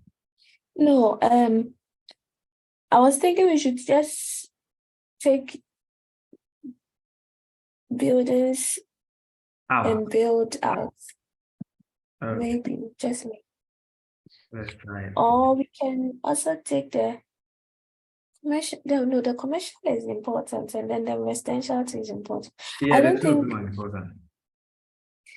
And the buildings and build is the same thing to the commercial buildings. So should we take the buildings and build out and see? Yes.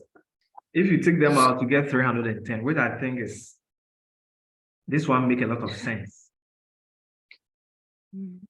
So we take the building and the build out. Because the word building in this context is also somehow too broad.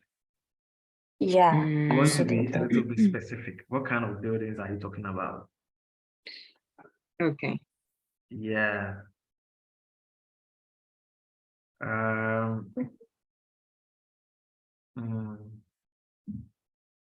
Okay. Why? For what? For what? Yeah.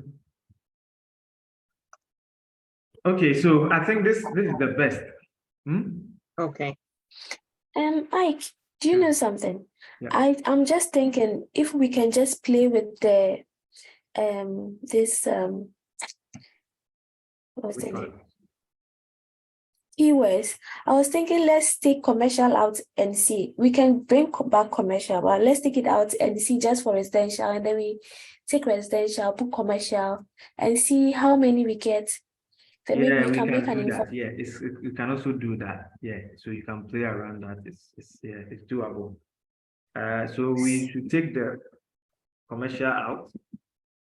When I took the commercial out, I had 183. So that's for residential buildings. Yeah.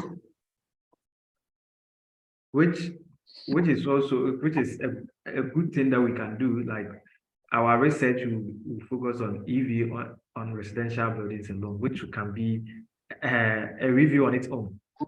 And then we can also Yeah. do a review on only the commercial buildings. So then- now let me just put the commercial there and take the Yeah, check residential. that. Let me see. Check. So if you Check. say, but aren't we too limiting? Because if you say commercial, are you talking about, so you're talking about the public use spaces, right? Stadiums, all these places and all that. Yeah. In fact, I don't want my idea, what I conceived for this research is residential buildings, not And just that we should just limit it to yes, residential. that people like you, commercial is 133. Like you Yeah. are building your house and you want to put in this EV thing.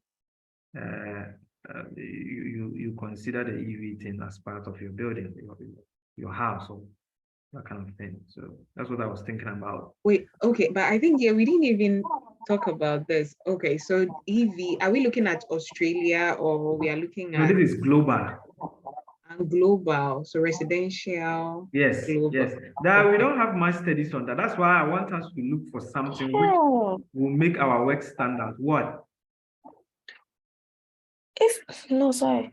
I just used just buildings and I got 2,968. No, buildings, you get a lot. Yes, because I'm buildings is I'm just just like use infrastructure. build and see. Yeah, building, if you use building. So what if you did buildings, can you find a way to look at what other keywords have been substituted for buildings? Like Leonora, when you do buildings, is there a way to find it on your refined results, like the things, the buildings that they have showcased over there? Let's see what they have used. Like aside I get a residential. point. Yeah, and Leo, you do that, but I get your point. But here, that's once again the importance of your inclusion and exclusion criteria. You need to set it from the word onset, because you encounter all these challenges. And if you already have set an inclusion and exclusion criteria, you go straight to the point without looking at so many articles, doing so many searches and all that. Not to really, I don't Annette, want us to bother ourselves, is it? yeah, so Annette, coming to your question, sometimes the topics are kind of funny, so you just bring in buildings, but it has nothing to do with buildings. One said, I learned the right to build the next American car. So the word build is just more or less like manufacture, but that person used build there. Exactly. So it doesn't, it's not reflecting. So they just use the verb build, to build, or building. Exactly, Building. instead of saying manufacture. Okay. So that is when you would come, and I think Ike was saying that you do this refinement, that maybe all papers that do not reflect, let's say, building itself, construction buildings, You take them will out. be out. Okay. Yeah. So I think let's just so we should do the residential instead of commercial. Ike, your screen is showing commercial. Yeah, I just did commercial. But I think we can use both. We can use both, right? Yeah.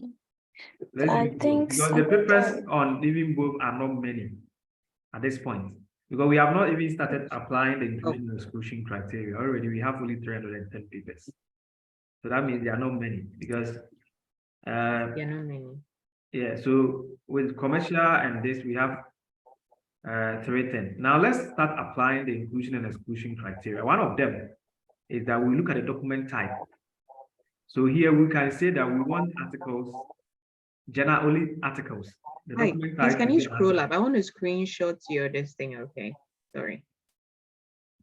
Can you scroll up for me, please? Me? Yes, please. I want to Which of see the them? keywords like on the top. Oh, I'll give it to you. On Don't your worry. okay. It's one of the things that we have to copy and put it in the actual write-up.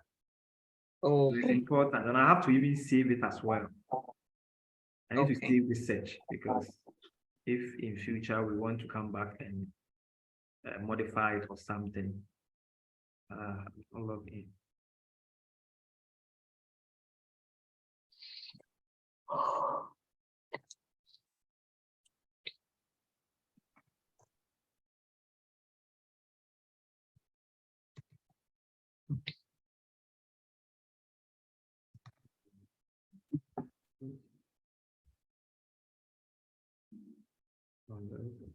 Sorry. I have to save it. I have to save it. Log in.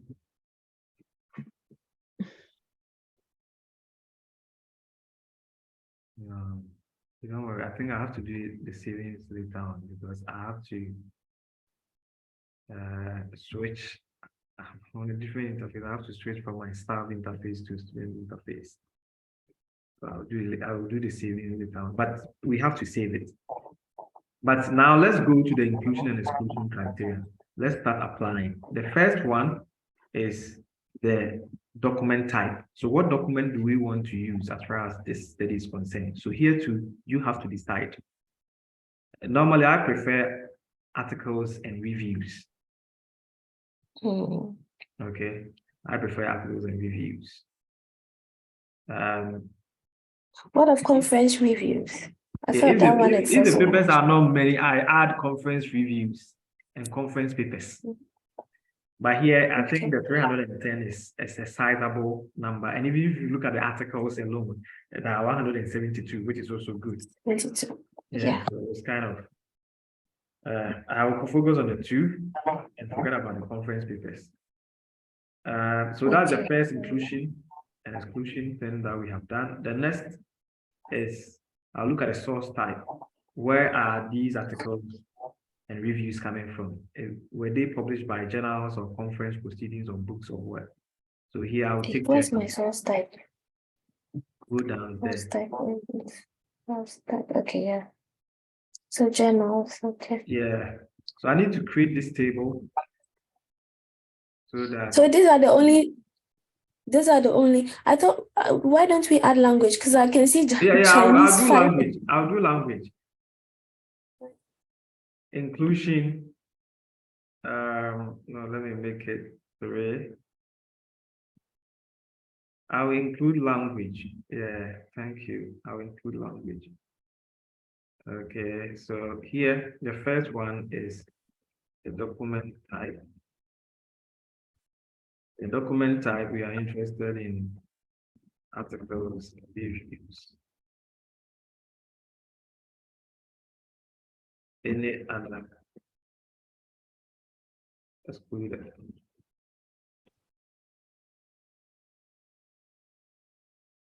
Then when it comes to the next one is source type, where they are coming from. Yes. So it should come from journals. Anything that is not published by journals are excluded. So book, conference, etc. proceedings and all that are not included. Then when it comes to language. English only. So English. I was also thinking about What? Please, I'm coming. I'm just looking at it. Publication stage, final, or should it still be those that are in press? No, we should include everything. But the reason being that when we say a journal is in press, it means the paper has just been published on online, but it has not been archived. Okay. For and example, what's in my source case, type? I have so many articles which have been accepted and published online, but the journal have not archived them. Okay. Yeah. Please, what's of source title? The source title. The source title is more of the area where the studies are coming from, or the categories that they fall under. So some of the studies are related to energies. Some of them are related to applied energy. Some of them are related to energy and buildings. Okay, but in this context, I don't want us to limit them. Then you can also limit based on the keywords, which I don't also want us to do it. I don't want us to limit. Let's leave it. We can also limit based on institution as the affiliation. Okay. Which I also don't want us to do it. Let's leave it like that because the studies are not coming from, or the authors are not coming from the same institution. They are coming from different institutions. And then funding source, those who funded the studies. I also don't want us to limit that set. Country where they are coming from. The studies can come from anywhere. We'll do these analysis later. So now these are the things that we are limiting. So when I limit them based on what we have selected, now the articles will come down to 172. Okay. The next thing to do is that. Please, I was saying that it's my own gone. It's missing. Okay, limit to. I think you click on exclude. 170, yes. Yes. So this 172, you can download them. Okay. Okay, you can download the details.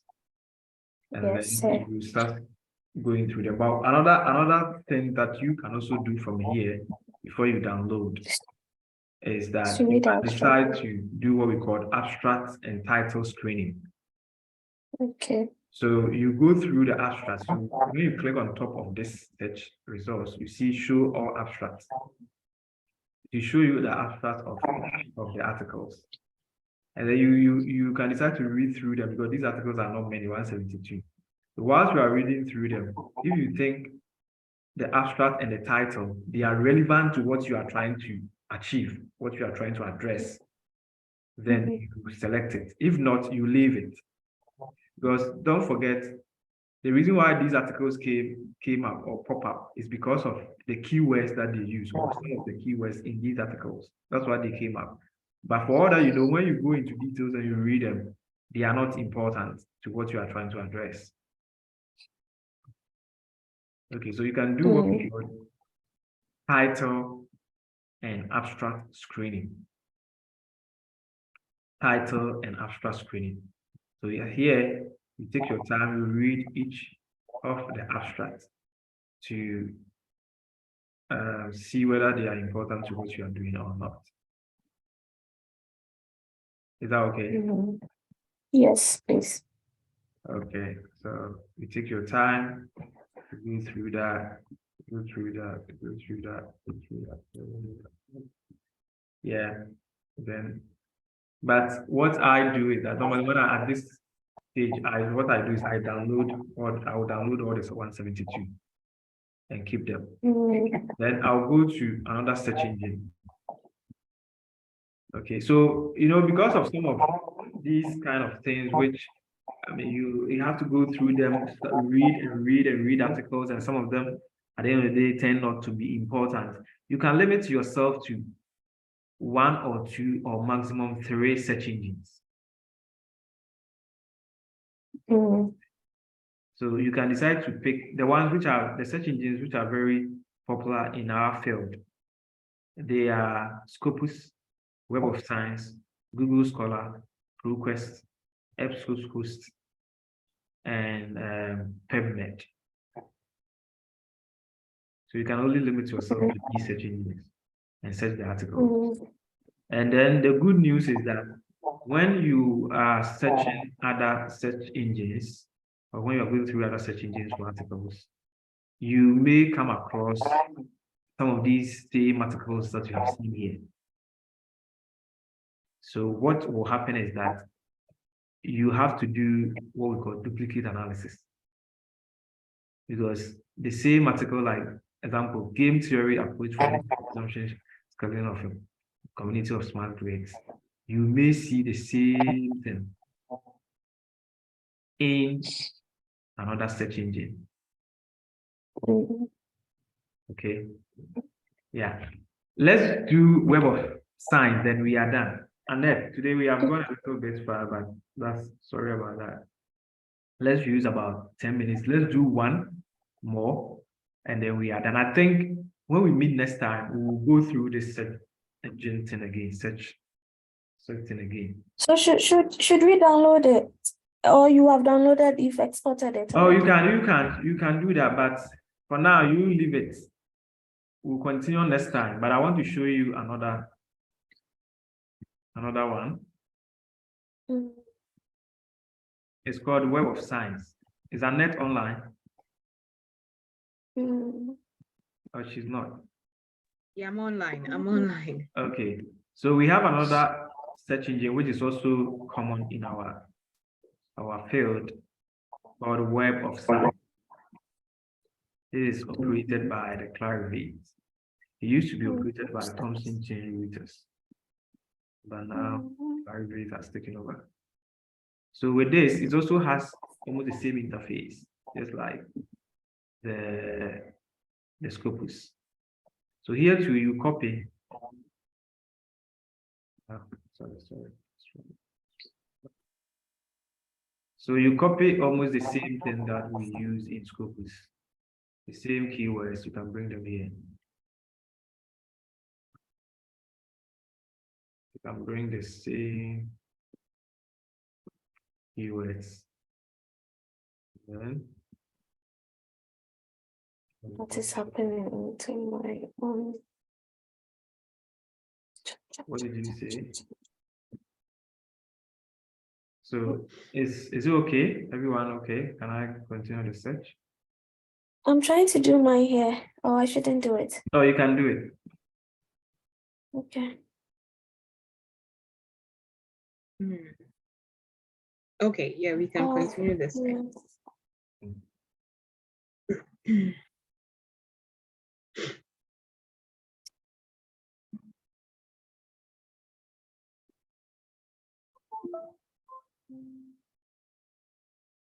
Yes.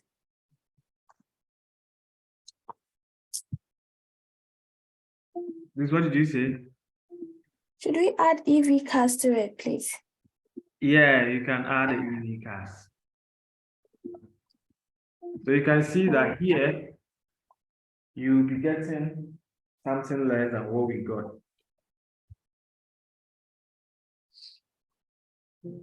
Can you see the same thing? Yes. Yeah. Yeah, so different search engines may give you different results, but it doesn't mean that what you are doing is wrong or something. It's just a matter of how the search, I mean, how the database stored research. So here too, you have to filter. I mean, apply the inclusion and exclusion criteria. So here we are going to focus on the left-hand side. That's what we're going to focus on. We'll focus on the document type, article, and review. Is there any other thing? Yeah. But here it's a little bit different because we don't have general groups and all that. But we have the language. Language is here. English is already in English. Then once you click on that, you refine. When you refine, you end up getting 75 articles. The 75 articles according So we to do the search. article, review, language, and then journals. Journals. It's the same as the inclusion criteria here. Okay.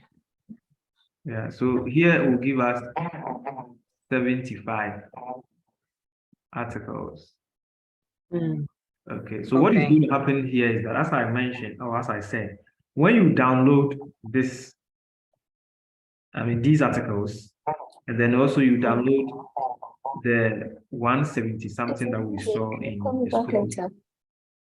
When we combine the two, definitely we will see some articles which are appearing in Scopus at the same time appearing in Web of Science. That's what is going to happen. So therefore, we'll do duplicate analysis. And we'll do this the next time that we meet because I think we have gone a little bit today. So let's pause. We'll do the next thing next time. But at least for now, you know how to go about the search. As to first and foremost, you need to get your keywords, your right keywords, and then put the keywords in the search engine and search them. And then once you use the keywords, documents will come out. And once you get the results, you can decide to refine the results to suit the inclusion and exclusion criteria that you have set.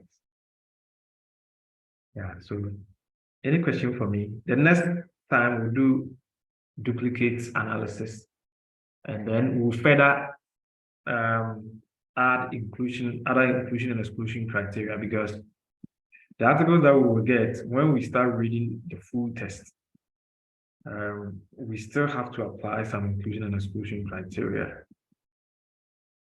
Okay, so that we get a right document which can assist us to do our work.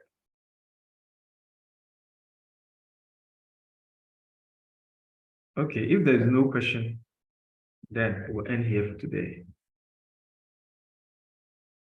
Leonora, any question? Annette? Hello. Yeah.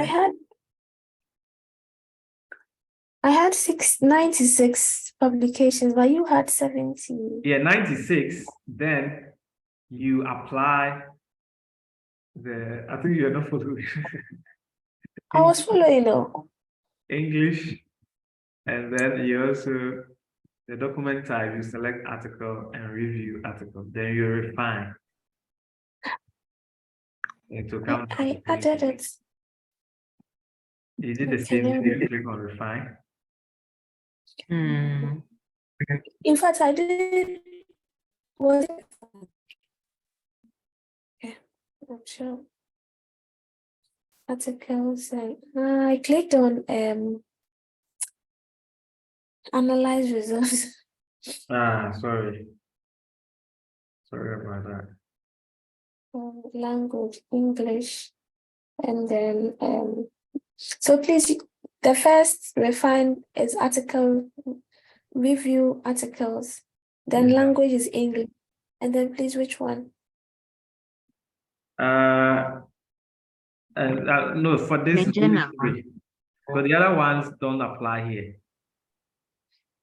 So just the three. Yeah, other things don't apply, like the source type and all that. We don't have source type. You know, Okay, that so yeah. So I had 75. 75. Okay. Yeah, the same. I also have 75. Okay. So it means for me, because I don't have the Web of Science and School, I can't do it, right? Unless I subscribe. Yeah, unless you get it. Yeah, that's one challenge for those who don't. But can I just use Google Scholar if I want to write? Google Scholar alone. Google Scholar alone, as to me, is not good in a sense that immediately you put the article out there, people will ask you, why didn't you search other search engines? Because sometimes it's not just to maybe get articles from other search engines. You just want to confirm that whether the same article exists elsewhere. Yeah, so it's always good that you have to use other search engines. A minimum of 2, fine. Yeah. Okay, so I want to say all the best to everyone, and we shall meet the next time. When do you want us to meet? Next week or when? Wait, so what's our take home? What is our action for the? Your action is just go and practice this, especially with Google Scholar, and check the articles. Read articles. Okay, read the articles, and if it's possible, you can put down some of them that you think going through, especially with the Google Scholar. I think we saw 400 and something papers. So just go through some of these, look at some of them, they may bear very nice titles, but for all that you know, when you look at the content, they are not relevant to the work that we are doing. So you just check them. Okay. Okay. And then I have another Okay. question. Wait, sorry. I have another question. So Okay. you see, when you pick a topic, right? Okay. Sometimes you might get carried away. Oh, I want to search keywords. I want to search keywords. Okay. But then sometimes the topic might be a bit foreign. Like it's not, now there are new terms or circular economy or all these things. Yeah. So is it okay to start with just maybe just download some general articles just to get some insights into the topic area before you now say, okay, now let me start review, then do all this search stuff.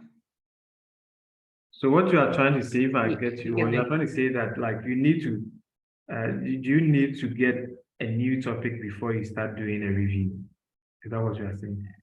No, okay, no, I'm actually saying, would it be best to basically kind of review a topic before you do the review?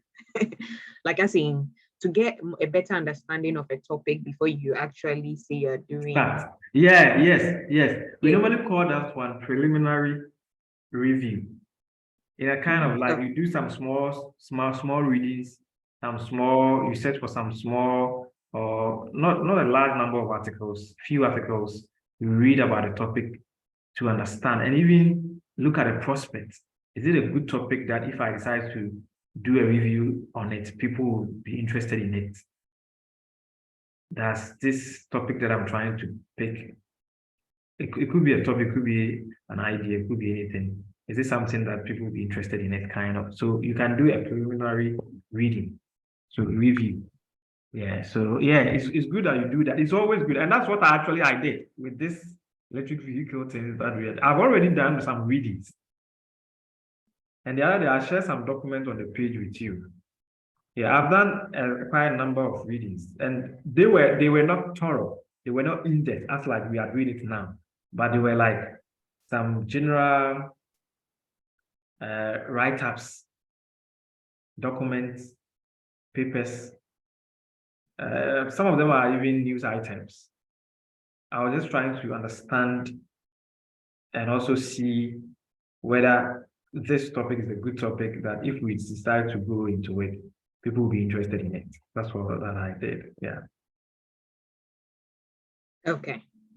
So it's always good that you do that because it's not nice if you start working on a topic and later on you find out that it's not even a good topic that you should have started with in the first place. Yeah. St. Leo. Yes. Sorry. Hey, They're St. coming Leo, you for are room not here. inspection, so I had to... No, I was listening. They're coming for room inspection, so I had to quickly gather. Ah. Okay, so we'll stop here and continue the next time that we all agree that we want to meet and continue it. So what did So are we meeting this Saturday or we are going to next week? Yeah, we can do it this Saturday. My Saturday. Yes, Leo. What are you saying? Did you say something? I thought you were saying something. Did you say something? No. Okay, so we can do Saturday if it is okay for everyone. Saturday, what we'll do is I'll make sure we download all the necessary articles so that we can start doing duplicates analysis and finally select the articles which are important. This time around, as I mentioned, I want us to apply the quality assessment bias criteria checklist like this. Okay, in other words, I just want our people to look. Where does somebody say humanious? Kind of. It's not like just humanious per se, but it's kind of like it's like I mean, I want it to. I want to make the people look rich. That anybody who will take our article will see that we have done a good work. We have done a thorough work. It's not just because we just sampled some papers together and we decided to work on them. That is not the case. Okay. In addition, we'll also look at. I'll check the grey literature. I'll check whether some of the grey literature are important. And this grey literature will focus more on theses and reports, which, if we check they are important, we can add them. So, yeah.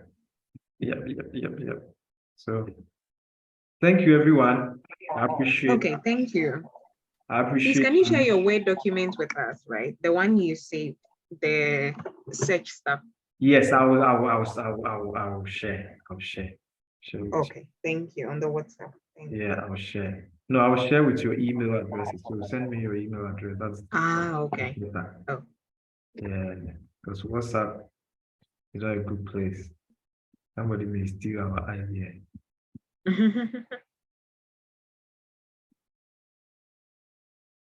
I need to create a folder for this work. Yeah. I think that's all for today. And we shall meet on Saturday. Okay. Okay, you have sent you.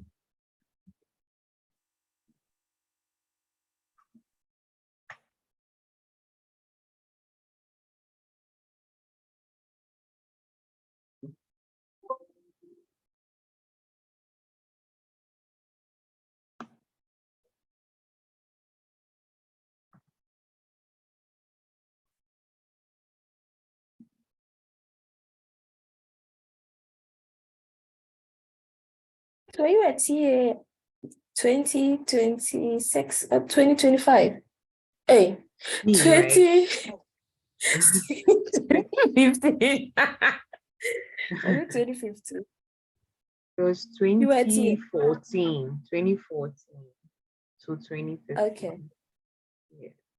Yeah. 2014 to 2016. Okay. Yeah, so okay, thank you so much for your hard work and your availability to be part of this. We are all building something together which is going to help all of us. So I appreciate your time. I appreciate you coming. And we shall meet again probably on Saturday. So I wish everybody the best and take care. Have a nice day. Okay, thank you. Thank you very much. Yeah, bye. Bye. Hello. Bye. Hey.